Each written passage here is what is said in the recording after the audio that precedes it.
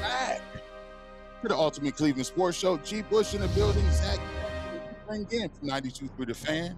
Locked on Browns.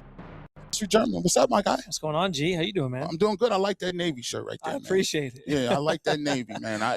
When I do my dynasties in college football, that's where you start. I do my military service academy. Service academy, man. I show some respect. Yeah, I make sure no jewelry where we come from, all grades, man. Do it the right way.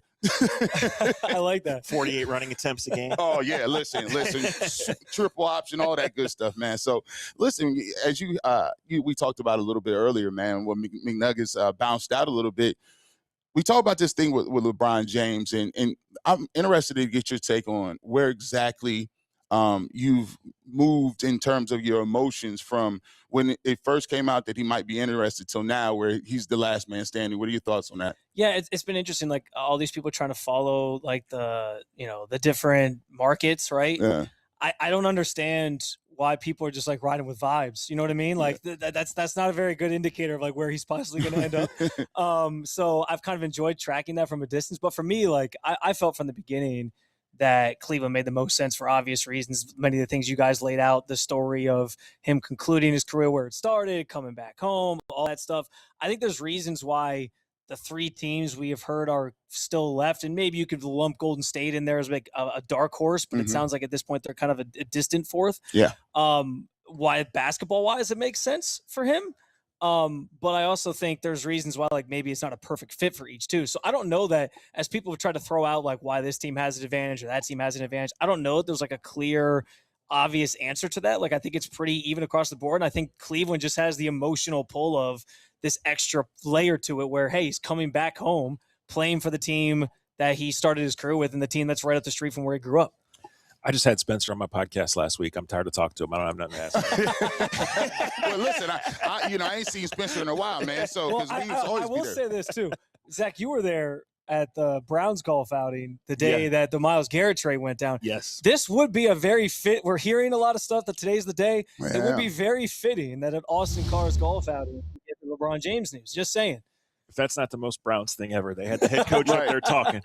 Right. The GM is standing in the the parking lot, finishing a trade 50 yards away. On the phone, yeah. And the head coach is up there going, well, I mean, I don't know if Myles Garrett going to be on the team. Do you think I care?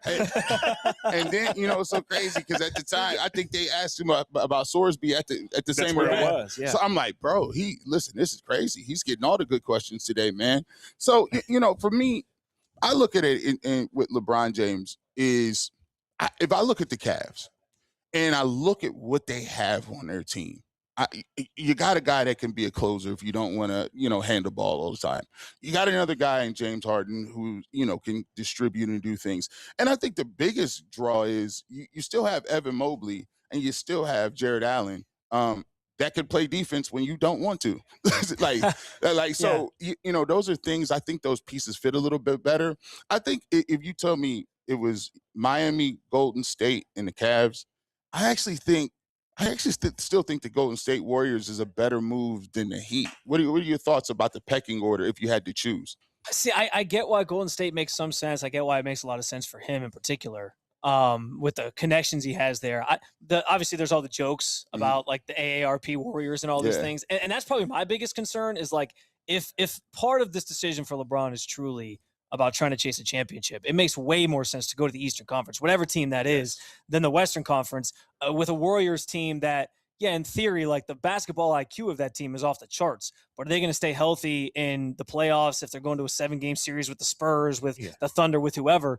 Like, can they really outlast those young teams? I don't know. So I get what you're saying, and I'm with you. Like early on in this process, like I was under the I was under the impression he was just going to stay in LA. I figured like, he's kind of developed. He has a home there. He has the lifestyle there, all those things. But the Warriors kind of felt like a nice second option because it's not too far from LA, right? But as this has played out, like I just think the Western Conference and that Warriors team wouldn't necessarily make as much sense as some of these teams in the East. If he went to Golden State, G, they would become the overwhelming favorites to win the 2015 NBA title. That's good.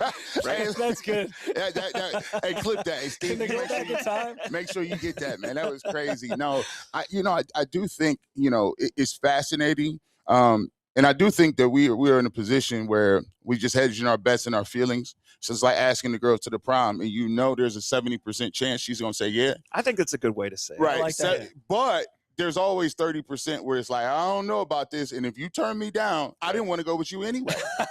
I wanted to go with her. You was actually my second choice Jonathan anyway. Kuminga, I wanted him first. It's cool. I mean, listen, we wanted to extend Donovan. That's what we wanted to do this year anyway. We already done.